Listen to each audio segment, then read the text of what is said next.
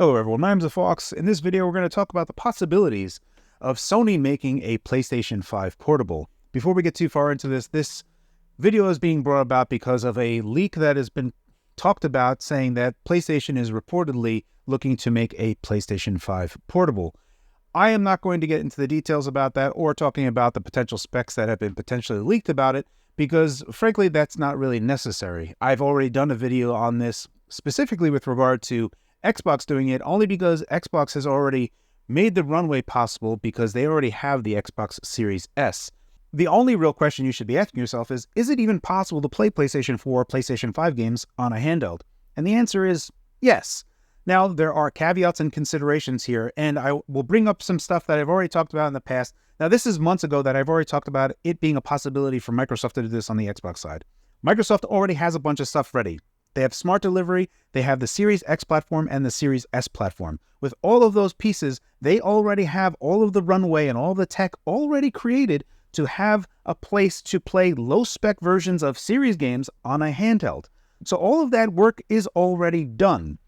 The other part that I want to mention is that in that very video, I went through all of the actual numbers, the real math of how it's actually going to be possible to run those games in a handheld state. There are different considerations and things that we have to look at because there is no way we are going to play full-fat PS5 games on a handheld. There is no tech spec in the immediate future or the near future where that is going to be a possibility. I really need to set that expectation for you guys because while there is a spec that could potentially happen, the battery life for that would be atrocious and would not be a market that anyone would be happy with. So you're going to need to scale that down. In effect, PlayStation would be making their own PlayStation 5 Series S. They would need to leverage their position as the dominant console player to basically force every developer that has already made PlayStation 5 games to go back into those games and retune them up so that they'll actually run in a handheld spec. It's going to be something necessary and required to make this thing even feasible to happen. So that's where PlayStation finds themselves, and that's where this rumor exists.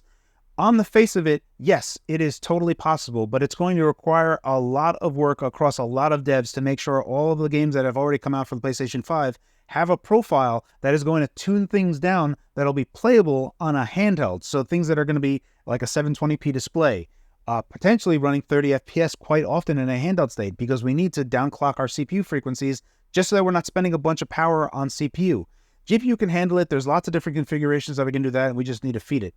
The positive side of this is that if you create a configuration where you have enough CPU and GPU, scaling that down clock speed-wise in a handheld state, you can boost those clocks up, and as long as you can feed the GPU and feed the CPUs, in a dock state, you're going to get closer and closer to a full-fat PS5. But since you're connected to mains, it really doesn't matter because you're not worried about battery life at that point. And I think that's something that is incredibly appealing to a lot of people because the Switch already did it. So seeing the Steam Deck come out and seeing everyone playing effectively PS4 games on a Steam Deck now, which is technically already close to a Series S, and the Steam Deck is using Zen 2 and RDNA 2, the same architecture that's in the Series S and the Series X. So if you were to say, hey, if we could use Zen 5 and RDNA 4 and the latest version of LPDDR5 RAM, and we can put the RAM in 256-bit wide configuration, yeah, we just need to feed the CPU at the lower frequencies, so maybe we can have infinity cache there, and if we can feed the GPU and also downclock it at 720p in a handheld state,